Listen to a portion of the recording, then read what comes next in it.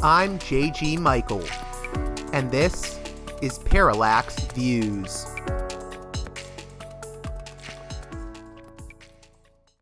Hey there, Parallax Views listeners. Today, I'm releasing 4 brand new episodes of Parallax Views back to back as part of a special fundraising push to keep the show going strong. Each episode represents the kind of deep dive, thought-provoking content you've come to expect from the program. This mega drop isn't just a content dump, it's a statement.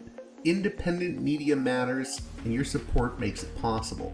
If Parallax Views has challenged your thinking, exposed you to new ideas, or simply kept you company on your commute, now's the time to help sustain it.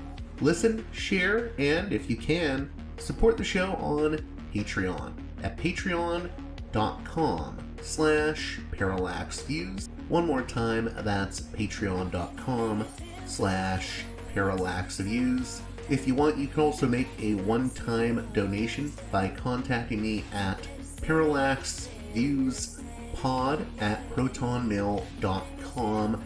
I can give you a link to my PayPal page if you contact me that way. Let's show what listener-supported media can do. With that out of the way, on this edition of the program, we'll be hearing from returning guest and noted libertarian gadfly, James Bovard, author of such books as Attention Deficit Democracy, Terrorism and Tyranny, Last Rites, The Death of American Liberty, and The Bush Betrayal, a book that I personally was influenced by in my teenage years. I reached out to Jim after reading his latest contribution to the American Conservative entitled Trump's Iran Bombing is the Latest in Presidential Absolutism. In this conversation, you'll hear about presidential absolutism, or what some have called the Imperial Presidency, bolstered by a legal theory known as unitary executive theory, and how the Bush and Obama administrations paved the way for Trump when it came to executive power. So get ready for a conversation that takes on both Republicans and Democrats alike. With that being said, let's get right to it with James Bovard.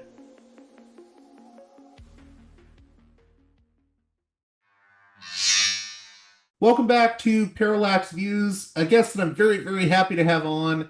I was telling him off air that I've read his work since I was pretty young. I was in my teens when I first came across his book, The Bush Betrayal, which I often recommended to people back in the days of the Imperial Presidency of George W. Bush.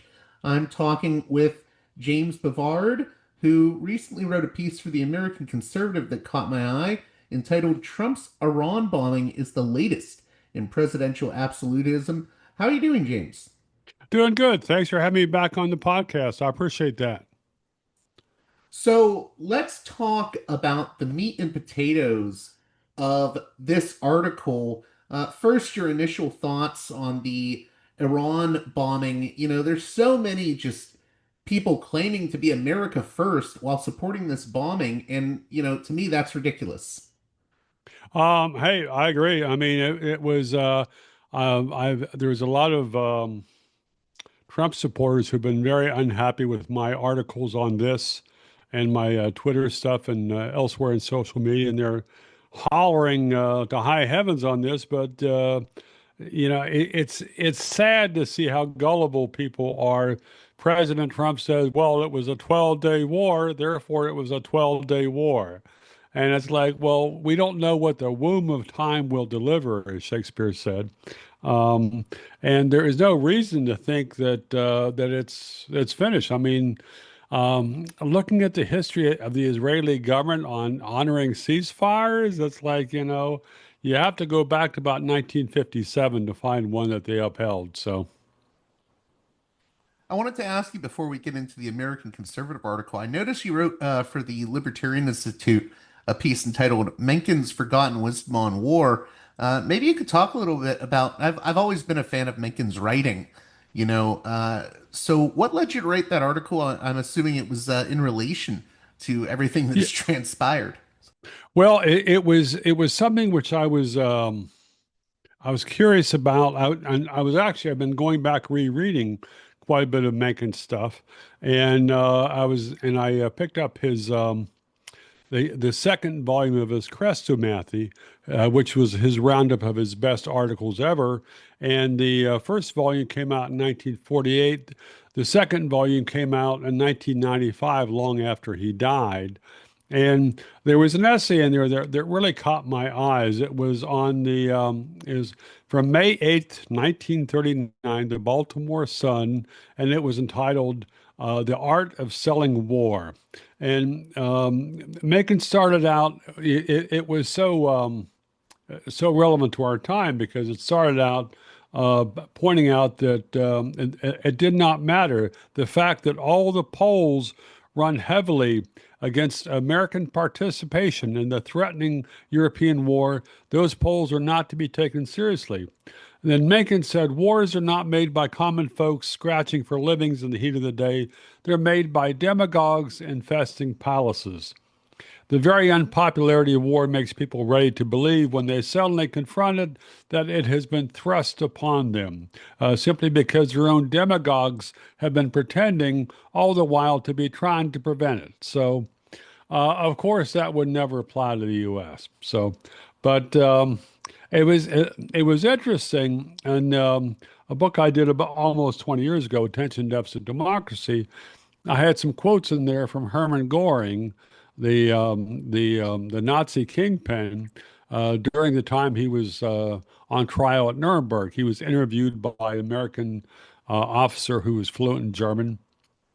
And it was funny because Goring said a lot of the same, made some of the same points as Mencken did. That Goring said, of course, the people don't want war. Why would some poor slob on a farm want to risk his life in a war when the best that he can get out of it is to come back to his farm in one piece?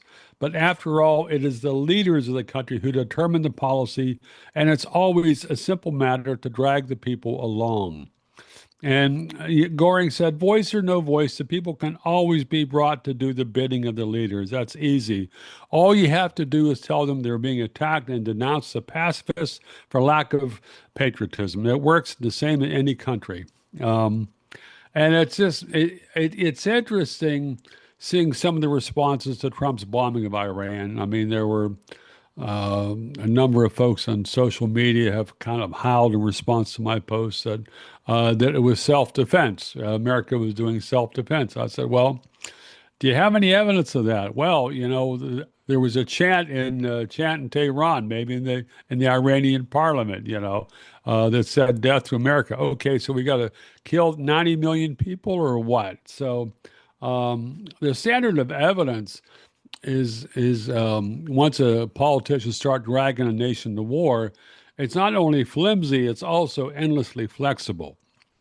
And there's like push button vilification for anyone who does not salute and anyone who does not cheer dropping the bombs and later sending in the troops. If memory serves, President Obama promised 14 times that he would never have boots on the ground in Syria. Well, how'd that work out? One thing I wanted to add to what you're saying there is, and I think this has been a point made most presciently by libertarians like yourself and Scott Horton. But, there's that saying that Randolph Bourne had: war is the health of the state. And it's also, you know, what leads to a lot of our civil liberties being thrown down the toilet. Ultimately, the more war there is, the more our freedoms often get attacked. I mean, we saw this with the Bush years with the Patriot Act. Can you speak to that? Because I think sometimes people forget how the war comes home.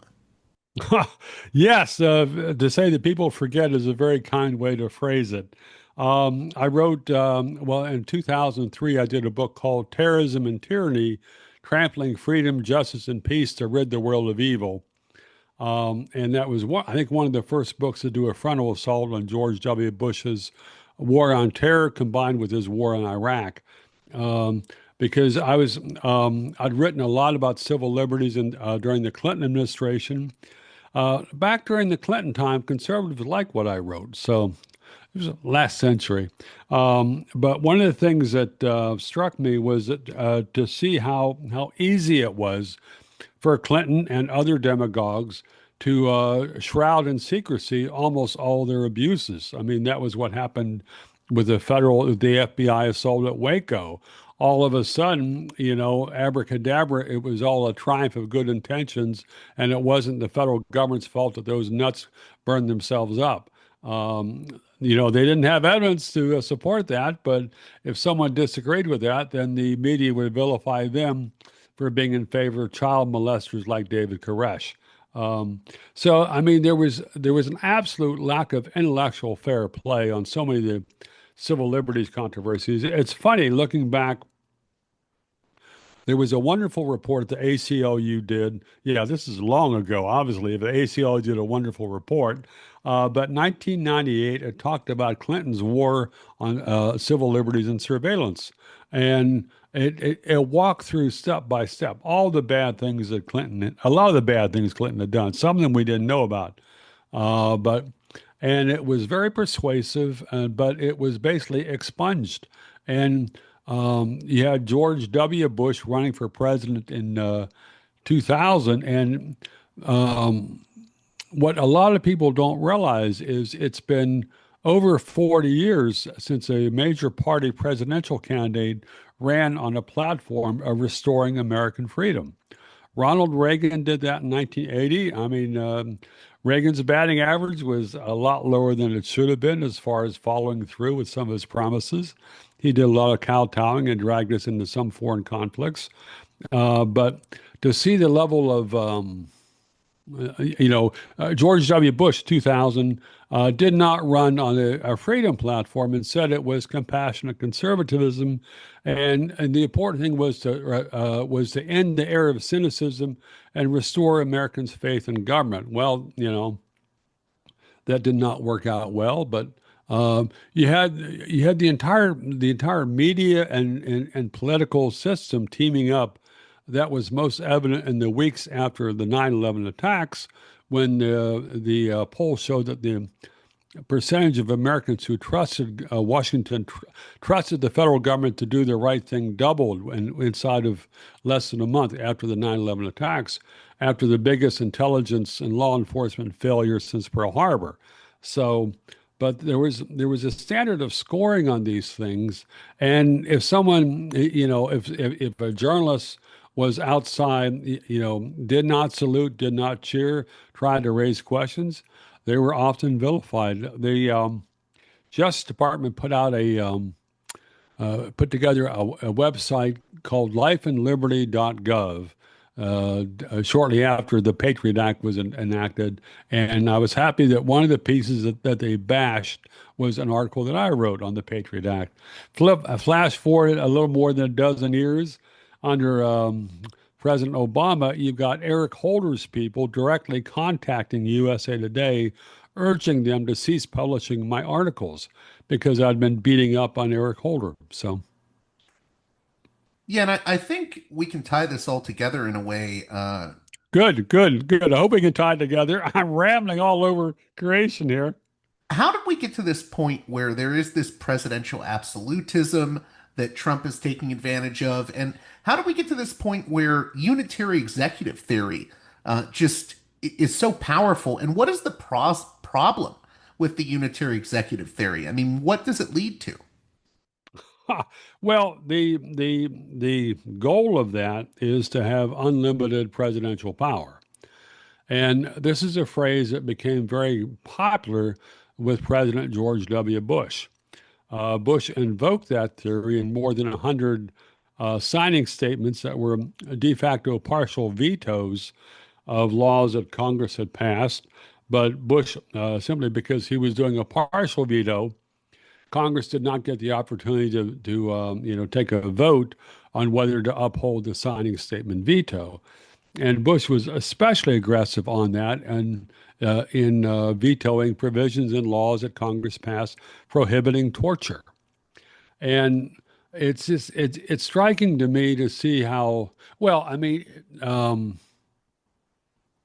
to see how the Washington establishment chose to deal with the torture issue from 2001, 2002 onwards showed a lot of the moral caliber of the city and the pundits, and it hasn't changed. I mean, I was amused. There were a lot of libertarians that were unhappy with how critical I was of Bush's torture, and it seemed as if the Cato Institute, for instance, was more comfortable with John Yoo than they were with me, because John Yoo came to give a speech there in 2006. I think it was 2006. He was an author in one of their papers, 2005 or so. This is after the John Hughes memo on redefining torture out of existence had become public. But he was very popular with the Atlantic Monthly, a lot of other liberal places, and it was like I was mystified by that. Obviously, I was the one who was behind the curve, catching on to how the game was played. But to see how John Yoo was put on a pedestal, the folks at American Conservative were great on that. I did a number of pieces on Yoo. I did a book review, I think, of a book he came out with around 2005 or six. Uh, but just to see how he was venerated after his torture memo had came out in 2009, one of the things that President Obama did right was he opened the files on a lot of the other memos from the Bush administration, and I believe either John Yoo or somebody, or maybe co-author with someone, was basically urging George W. Bush to declare martial law shortly after 9/11. And it's like, okay, these are not gray areas. So, but there was it was like the deference to the president snowballed. Right. And And you was one of the people that really pushed this as a legal oh, theorist. immensely, immensely. Yeah, and I mean there was a philosophical orientation, and it was like the mirror image of what you would have from James Madison, for instance, and far different than Thomas Jefferson. But there was so much deference, and there was and the whole idea behind George W. Bush's warring, fueled in part by Cheney. Um, was that the only way America would survive was with absolute power for the president, and that was a doctrine that was a Pandora's box for the U.S., for Iraq, for Syria, for a lot of other places in the world. Um, but there was no recoil in Washington D.C. on that. The folks who were pushing absolute power basically became more prominent and got higher speaking fees, and they were esteemed because because the D.C. establishment loves arbitrary power. And I think it's an important point to make here, and one that I'm willing to make. You know, once Bush was out, we got Obama. And I think Democrats wanted to say, oh, well, Obama's the good guy. And yet he escalated drone strikes, including the killing of a U.S. citizen, Anwar al Awlaki, without a trial. He expanded the surveillance state. You know, famously, we learned about that because of Edward Snowden. And people often forget this. He used the Espionage Act to go after whistleblowers and leakers. And So there was a journalists. continuation. Yeah, and journalists. Yep. And there was a continuation of the imperial presidency, presidential absolutism from Bush to Obama and now to Trump. Can you speak to that? Yeah, I mean, those are excellent points on Obama. I mean, I had fun with him, smacking him around for USA Today and some other places. And it was fascinating to me to see how easily it was for him to assert a new presidential prerogative to assassinate American citizens who were labeled suspicious or potential terrorist aspects or whatever. And there was a great phrase that one of the Justice Department lawyers told to a federal judge in one of the early cases. The ACLU did some great work on this. There was one of the early cases, 2009 or 10. The Justice Department lawyers said that it was not right that that the White House did not want a federal judge looking over the shoulder of the president when the president was saving the country.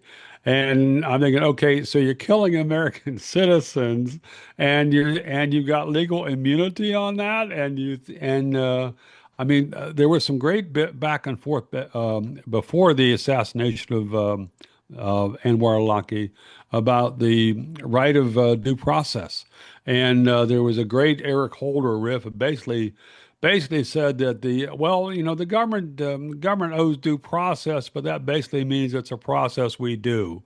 And it's like, okay, so it was made for a good riff on Saturday Night Live or one of those places, but um, to see how easy it was for Obama to throw all his liberal pretenses overboard, and how the vast majority of liberals and Democrats did not have a problem with that. They were okay as long as it wasn't George W. Bush doing it. But I don't know how many of them really gave a damn about George W. Bush's abuses either. So. Do you think Obama's expansion of executive power, continuing from where Bush also did that, do you think doing that under the cover of uh, legality and technocracy helped to desensitize the public to abuses that have become, just as much an issue with Trump?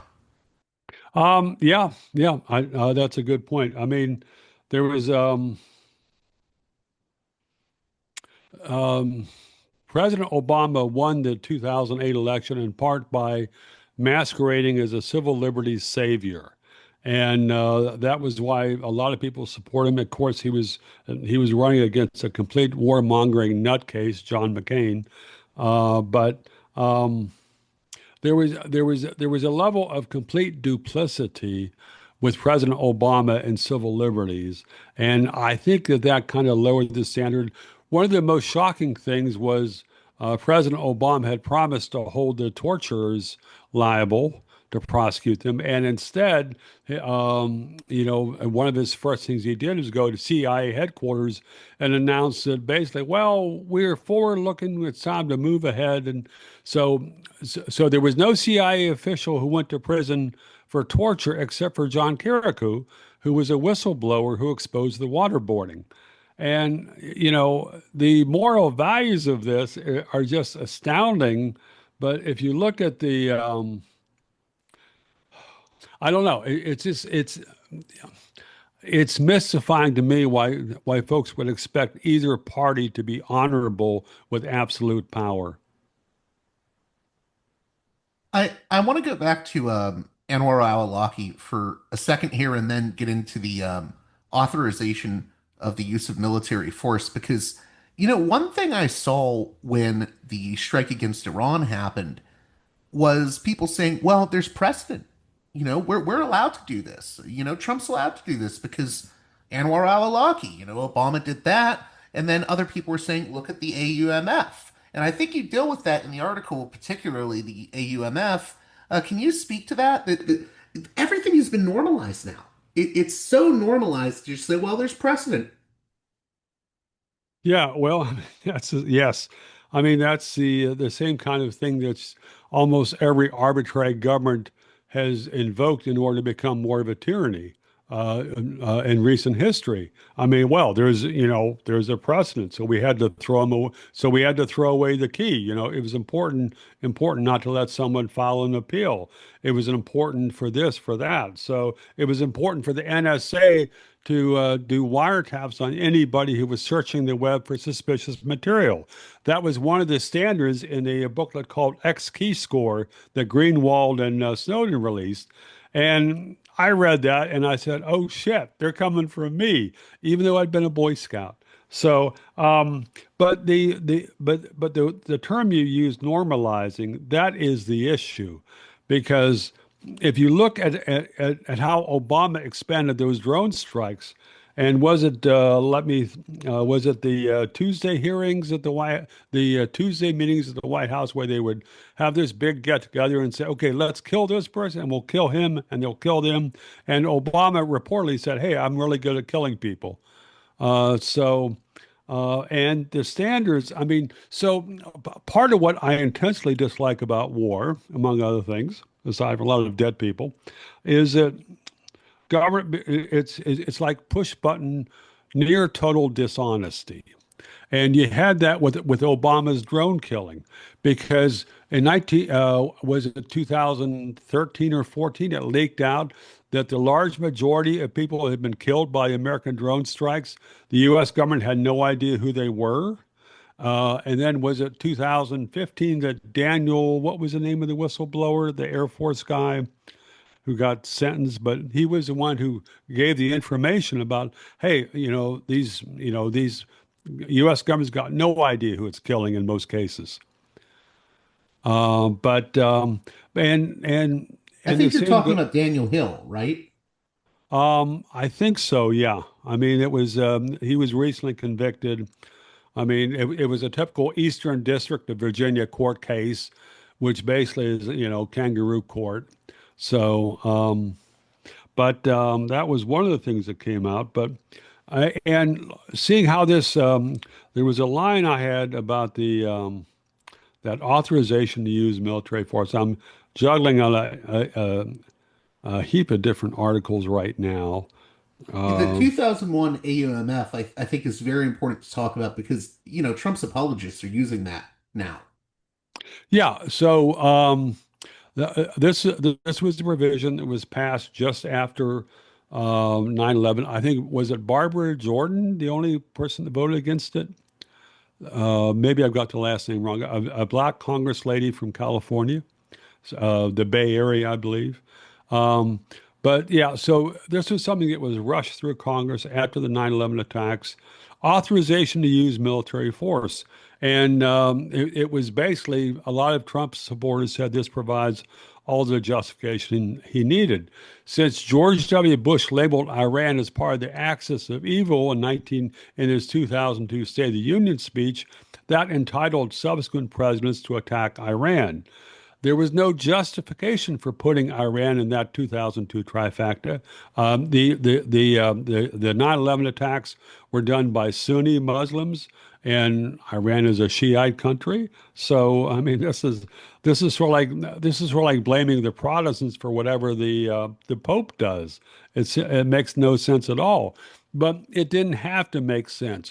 All that mattered was that there was an acronym, that there was an invocation, and but the whole idea behind this um, is that somehow this is entitled American presidents to use military force anywhere in the world forever, as long as they say, well, there's a threat. But the essence of politicians is to be lying and at the least vastly exaggerating threats. This is how we got into the Iraq War, and this is how we're dancing on the edge of an ongoing war with Iran and other countries. Yeah, I think the congresswoman you were talking at was Barbara Lee. Okay, thank you. Yes, okay. Well, I was going to say another thing you get into, in addition to that AUMF, I mean, you're right. It allows politicians to perpetually pummel any group or nation accused of wrongdoing. And, Trump is using all of this to say, hey, yeah, we can go into Gaza. We'll own Gaza. So this ties into everything happening right now. Well, it's just, I mean, it's interesting. There were a lot of libertarians, well, some prominent libertarians who were painting Trump as the peace candidate, and that hasn't worked out so well. But it Were was you only, I skeptical of think, that less than early two on, or last year. It was prior to the election. That was why some folks invited Trump to come and speak at the Libertarian Party convention, which was intensely controversial and helped split the Libertarian Party. So, but there was Trump was only in office for like 2 weeks when he announced we'll own Gaza and signaled support for forcibly expelling 1 million Palestinian refugees to create a Riviera of the Middle East. He said, this is 2 years earlier, Trump had boasted to Jewish donors that I gave you Golan Heights. It's like Trump sounds as if he thinks that, he's the world ruler, can draw the map and the boundary maps wherever he pleases and give land to whoever he chooses. It's like, You even see it, not to interrupt you, but you even see it with the way he was saying, demanding Iran do unconditional surrender. They all need to immediately evacuate from Tehran. Like there is this sort of like, I am the king. Yeah, and it's just, and it was there was a conservative who was riled up at me on Facebook because he was saying there was this that my objection to Trump was his style, Trump's style, and I'm thinking a hell of a lot more than that. But I said, look, Trump is erratic, and that really pissed off the guy. But if you look at Trump's different positions, what he stated on Iran, even since he took office in January. Um, He's been all over the map. He's made all kinds of different demands, and then he's lowered demands and he's raised them. And this whole notion of unconditional surrender, does he think this is the Civil War or what? Um, but there's no reason to trust either Trump or the U.S. government on this because the U.S. has a long record in the Middle East of being, you know, um, okay, I'm searching for a euphemism. I'm not finding one here, but it's just, I mean, rascally. How about that? We'll go with rascally. I mean, I don't know why anybody in the Middle East would trust the U.S. government. I wanted to talk a little bit about the resistance to this.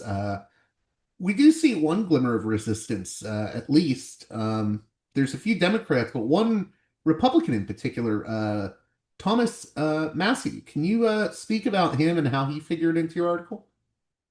Yeah, Massey's great. Massey's been very courageous. Massey has talked sense on this forever.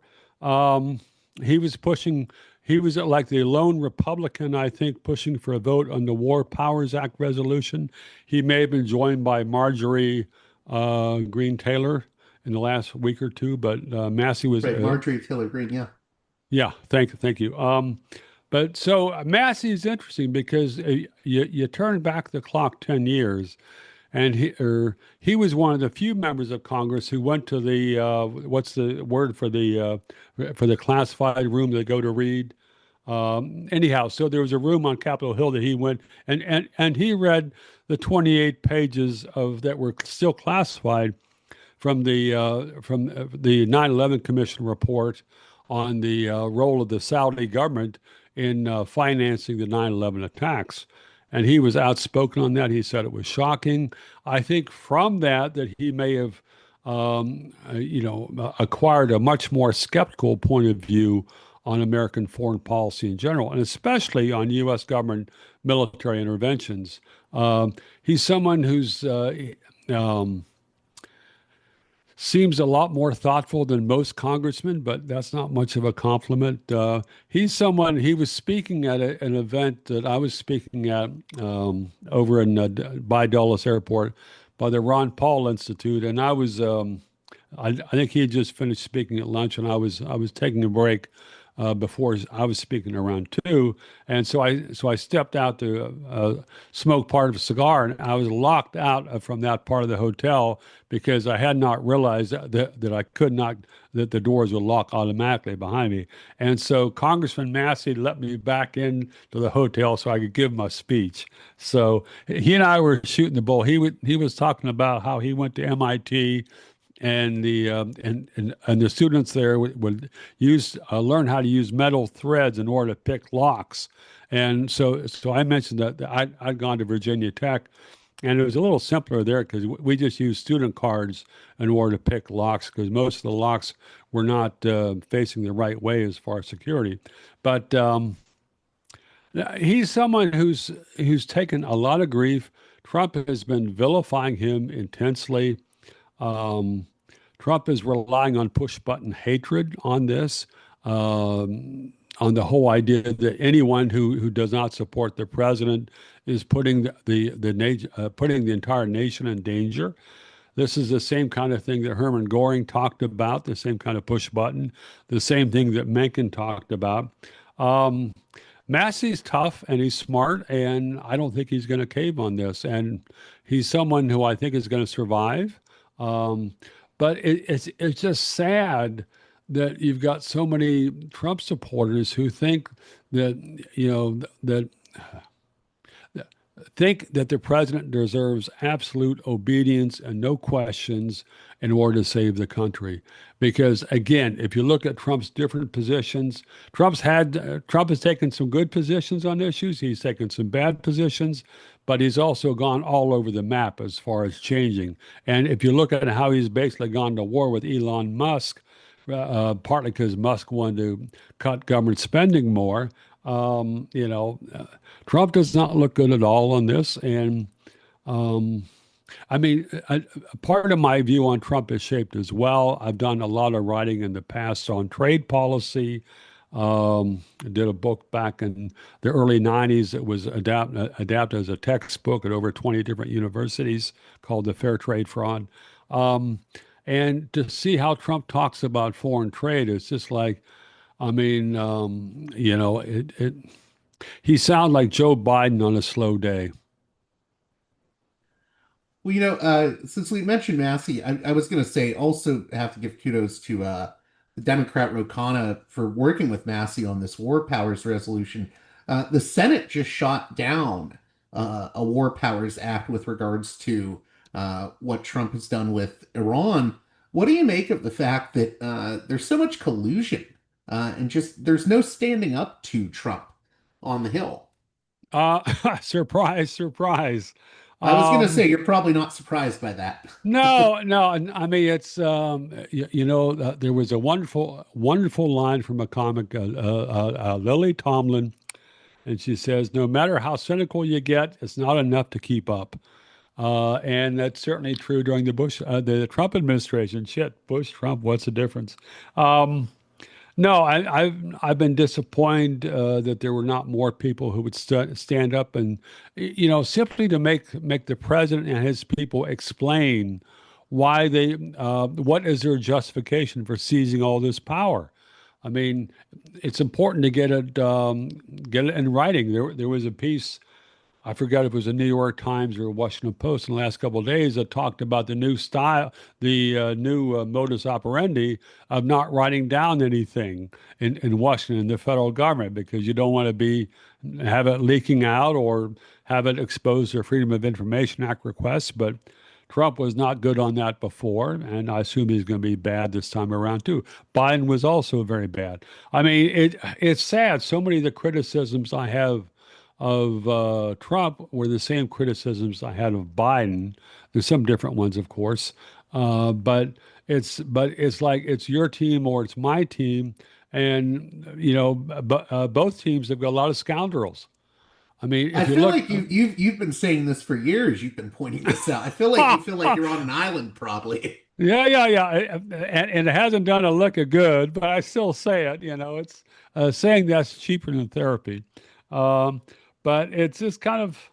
Um, We'd be a lot better off if folks had took more of Mencken's attitude towards the entire political class to recognize that people, I mean, Friedrich Hayek had a wonderful essay, and it was entitled "Why the Worst Rise to the Top." And he was writing about fascist or authoritarian regimes, but a lot of it applies to the politics in general, and including American politics. You had a very interesting line, and I thought it was also very clever. You said, Trump's lawyers are touting the same legal nitroglycerin that helped destroy George W. Bush's presidency. Do you think this is going to lead to the downfall of Trump in a way? Will It it might, destroy yeah. his presidency? Yeah. Yeah, well, I mean, the George W. Bush felt like he had the right to rule the world. I mean, there were Bush a week or two after 9/11, or maybe within the same week, talked about ridding the world of evil. As soon as he said that, I knew we were screwed because this is like a theological crusade, and these never work out happily. Um, yeah, this is something. Trump is latching on to doctrines, legal doctrines that could lead to his destruction because it's some of the same arrogance that Richard Nixon showed in the early 1970s that led to his destruction. And George W. Bush, people, I mean, at the time that Bush's presidency ended, I think he had one of the lowest approval ratings ever. And it was built back up by the media because Bush was critical of Trump. So all of a sudden, here's a used halo for you. But the power grabs and the recklessness, and there was a way that Bush would explain or talk to people that was just holy crap. Where did his mind go? I don't know if he was on meds or what. Um, and Trump is open to the same peril. Trump is.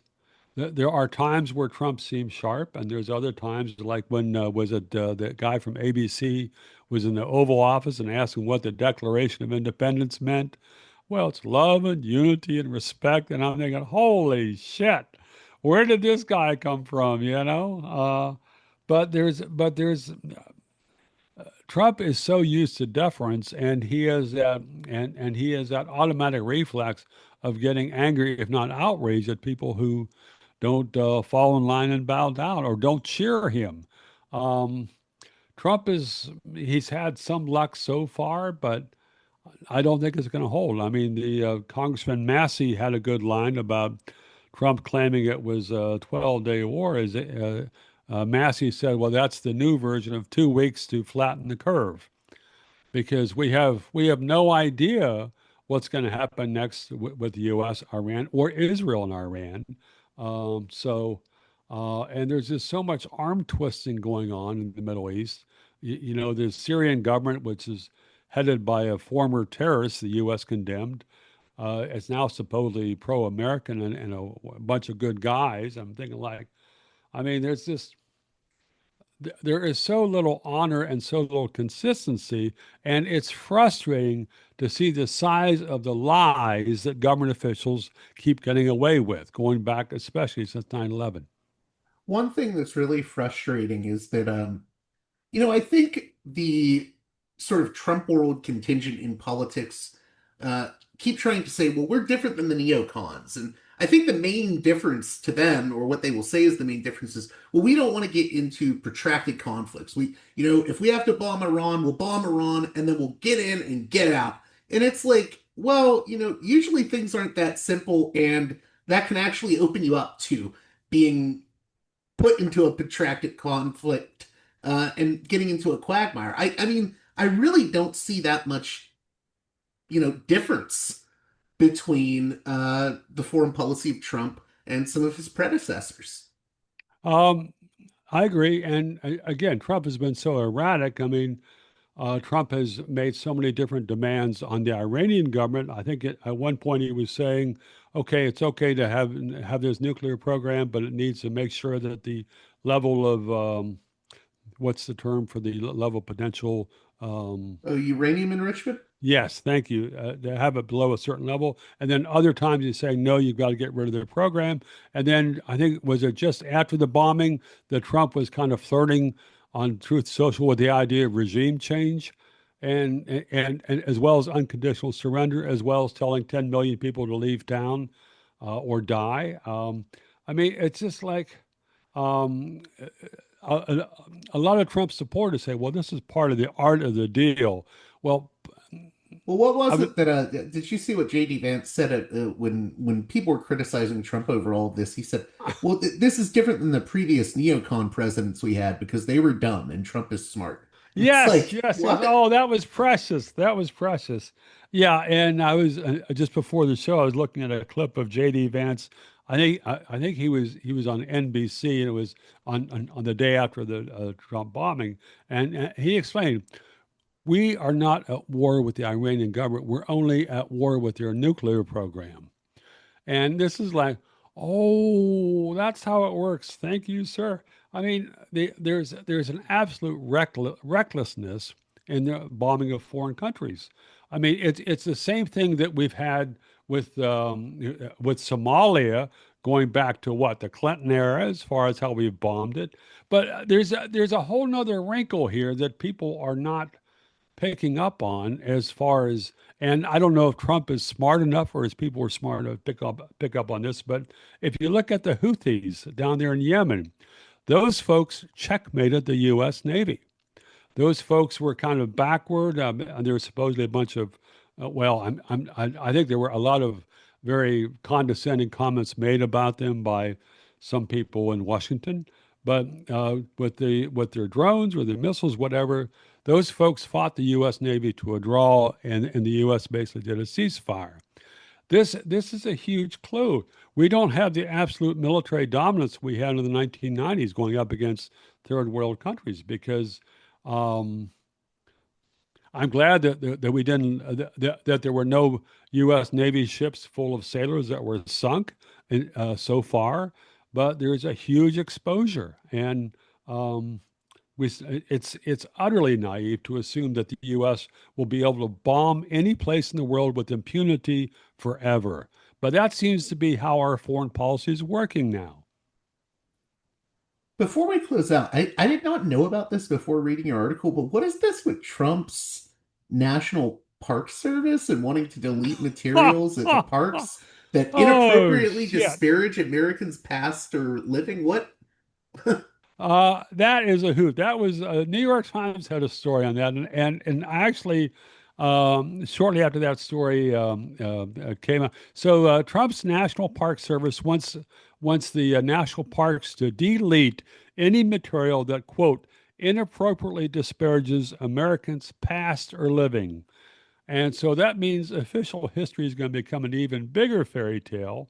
And it's interesting because you think, okay, so how are they going to handle some of the historic sites of the Japanese American internment camps in World War II? Well, this was a simple misunderstanding. Well, it was a free vacation for the Japanese Americans.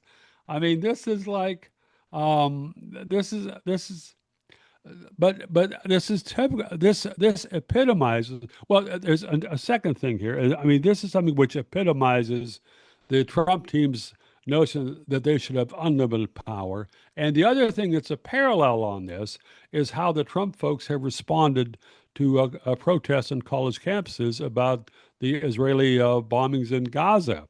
That's Uh, actually what I was going to ask you about next, the Turkish okay. graduate student. Is that where you were going, or? Yeah, yeah. So is there a specific question? Yeah, I just wanted to ask you how relevant do you think that story was? I don't want to mispronounce the name of the student, but it's a Ozturk. That's story a that a lot safe of one. The people last forgot. name's safe. Ozturk. Yeah. Yes. Um, I think it's relevant because it goes to the Trump philosophy of power. And that's why I included it in the article on the Trump's bombing of Iran. It's the same mindset that the president is entitled to absolute power, and anyone who's dissenting can be, crushed like a bug. This is what Trump. So what happened with the Ozturk case? You had a Turkish grad student, a Fulbright scholar, who co-authored an op-ed in the Tufts University student newspaper calling for Tufts to honor the resolution of the student senate to divest from Israel because of Israeli attacks on civilians in Gaza. So she was on March 25th, masked ICE agents grabbed her off the street near Boston. Her student visa was secretly canceled, and she was locked up for 45 days. And it was fascinating how this all played out because there was controversy because it was captured on video. Secretary of State Rubio vilified Osterk because said she was a lunatic and implied that the feds had ample evidence that she'd done other things, basically supporting terrorism or undermining U.S. foreign policy. But there was a leak to the Washington Post that showed the feds had nothing on her except that she co wrote an op ed. Okay, so I was biased on this. There was a piece I did for the Mises Institute, and the headline was First They Came for the Op Ed Writers. And trying to get a little comic relief on this, but there were repeated court hearings where the judges said, okay, what have you got? And the feds, oh, we have all this stuff. I'm like, okay, show it to us. Oh, no, can't show it. So, yeah, it was all bullshit. So a federal judge ordered her to be released and said that her arrest potentially chills the speech of the millions and millions of people in this country who are not citizens. Judge, that was the whole point. I mean, just to chill people, but to see how Trump is talking about the canceling the nonprofit status of Harvard University, for instance. Presidents do not have power over tax exemption status. I did a story I guess a month or two ago, looking at the parallels with Nixon and how Nixon destroyed his presidency in part by the abuse of the IRS.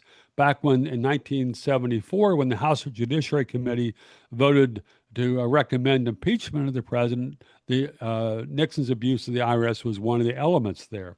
But there was like um, there's a hostility to any kind of a voicing of dissent or protest, and I certainly don't mean to. I mean, there certainly have been some student protests where the students destroy property and some violence, but I think most of the hostility from the Trump administration is simply the idea of the protest or saying anything at a protest that would make some groups of students feel uncomfortable. But I mean, this is like it's like mandating a snowflake standard to veto any free speech in this country. Do you think conservatives, or even, I don't know if this would apply to any libertarians, but I feel like some conservatives will look at the case of someone like Ozturk, this Turkish graduate student, and say, "Well, who cares? She's not, or they're not a real American, and who cares about their rights?" Well, ultimately, we see how the government can end up going after people of a conservative or right-wing orientation. So, we have to sort of defend each other's rights on principle. Yeah, I mean, and there are quite a few intelligent, principled conservatives who recognize that and have been critical of some of Trump's overreaching. I mean, going back to the college stuff, I mean, this is so basically Trump is saying that he's going to cut off all federal aid to any college which basically lets protests that criticize Israel. And so this is being, and Trump is also talking about blocking all foreign students from coming in, basically because some of them might not be pro-American or pro-Israel. Um, but what this means is that you aren't simply canceling the free speech of foreigners because you're canceling it for Americans as well, because it means that American students are not allowed to protest Israeli policy on campus, or else the Trump administration will cancel all the federal grants to that college. So you're completely nullifying freedom of speech. And for what? I mean, so that we can, um, you know, uh, I don't know. It's uh, Well, I guess what I was getting at was, couldn't a yeah. Democratic president do something like this down the road that goes after conservatives? You Oh know? yeah. Well, I mean, so there has been some of this already going after conservatives. If you look at what President Obama did with his crackdown on the tax exemption applications from conservative groups, and especially in his first term, there were huge controversies. Federal judges eventually kicked the IRS and the White House's butt on that. Um, but it's just so. Perhaps my biggest frustration here is that neither conservatives nor liberals seem to understand the inherent danger of arbitrary power, because the power that you let one side claim, it's going to be used against you after the change in administrations. And this seems so basic. It seems like it should be something any junior high school student can understand, but there is so much powerless and so much innate dishonesty in the entire political world. And it's just like you've got two different gangs of looters waiting to take turns to plunder the treasury. Before we close out, I like how you ended the article with, Trump being enraged about the, ceasefire, he was calling it, between Iran and Israel, and how it was violated. And he said, "We have two countries that have been fighting so long that they don't know what they're doing." But, millions of Americans, as you put it, reached the same conclusion about Trump's own foreign policy. Yes, I mean it's so erratic. It's just like okay. I mean I'm sure someone has made a list of all of his different demands to the Iranian government. And it's like, okay, I mean, and I don't know if there's a separate list of the demands he's made to the Palestinians, to Hamas or whoever's claiming to represent the Palestinians. Um, but it's just it's it looks like a systemic failure thus far by Congress and most of the federal courts to curb Trump's claims to almost boundless power. And the Trump's bombing of Iran is one of the most vivid examples of that. But Trump so far seems to have suffered no consequence from that, and so it's this is going to be a catapult to even more foreign interventions and perhaps more seizures of power at home. Very last thing here at the end of the article, you also mention Richard Nixon and the way Nixon thought sought to quote unquote fix Washington by radically centralizing power in the White House, and how he didn't survive the Watergate scandal. For all of Nixon's frustrations, and some of them I think were very real, his solution ended up being his destruction. Maybe you can talk about the parallels between Trump and Nixon in regards to this centralization of power in the executive branch.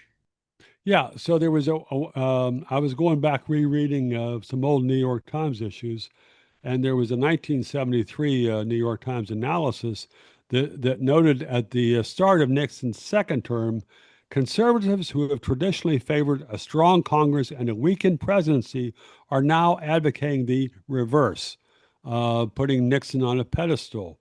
Nixon was on a pedestal in part because he had won almost every state when he ran against George McGovern, and he was considered to have this vast mandate. The vast mandate did not include wiretapping the Watergate hotel, so that was a problem. But to see how quickly the Trump to see how quickly the Nixon administration imploded once some of the investigations got going, once people started being called to the Hill to testify, once John Dean flipped, once Nixon fired his White House chief of staff.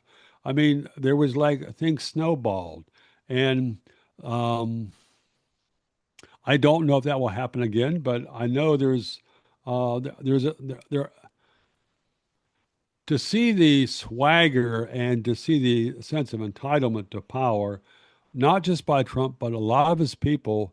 Um, this is like painting a legal target on a lot of what they're doing, and I don't know if they'll be able to get away with it. So we'll see.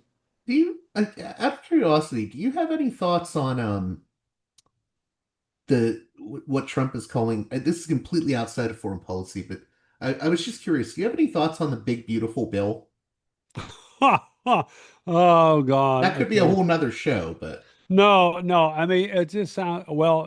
I mean, I think Rand Paul's done some great work on that, and he's one of the most trustworthy and insightful people, and one of the most consistent people on Capitol Hill. If Rand Paul opposes it, that's very strong evidence it's a bad idea. Trump is just there acting like Santa Claus, giving this benefit, this tax benefit, this. Um, there was very little effort to focus in. I mean, turn back the clock more than 40 years. Reagan's first term, if you look at the tax bill he pushed through in 1981, it was fundamental reform, and that helped spur a lot of American prosperity in the subsequent times. It made for much better incentives. Trump is doing all this jiggling and all this wire pulling and all this stuff. We don't really know what they're doing yet. So I don't have any confidence in it. So I don't support it. well, we'll leave it at that. Thank you again, James Bovard, for coming on Parallax Views. How can my listeners keep up with your work?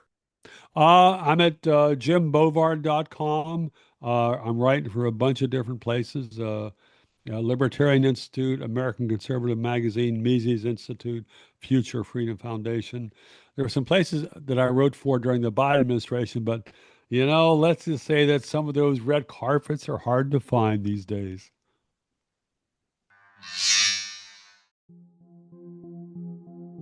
This edition of Parallax Views brought to you by the $10 and above tier supporters of Parallax Views on Patreon.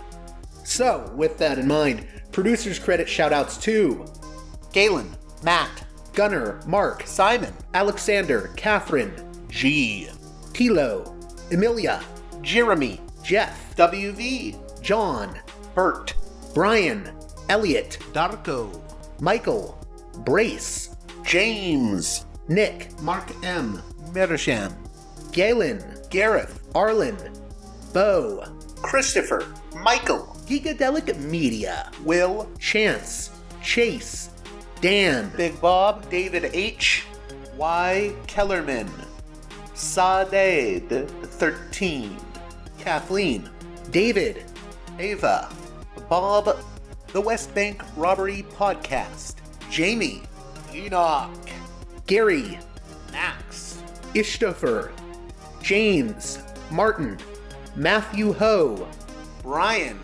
Nobody, Thomas, and Dano.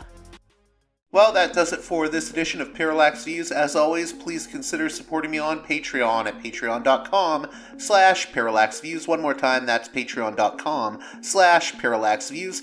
And with that being said, until next time, you've been listening to Parallax Views with Parallax Views to Parallax Views with Parallax Views. The way out is not simply to say, don't do it, just to prohibit. It's nothing else. If we don't do it, others will be doing it like crazy. So, we have to confront the problem. But no, basically, I know of the great anxieties, problems, new forms of control, but it's also new forms of freedom. This is why I always emphasize that internet and all this new digital stuff, it's a very ambiguous phenomenon, but it's the field of struggle. New forms of enslavement, but at the same time, new incredible forms of freedom. We have to accept the fight with no nostalgia for old, allegedly more authentic communities or whatever. I'm not afraid. I'm not afraid. I'm not afraid. I'm not afraid.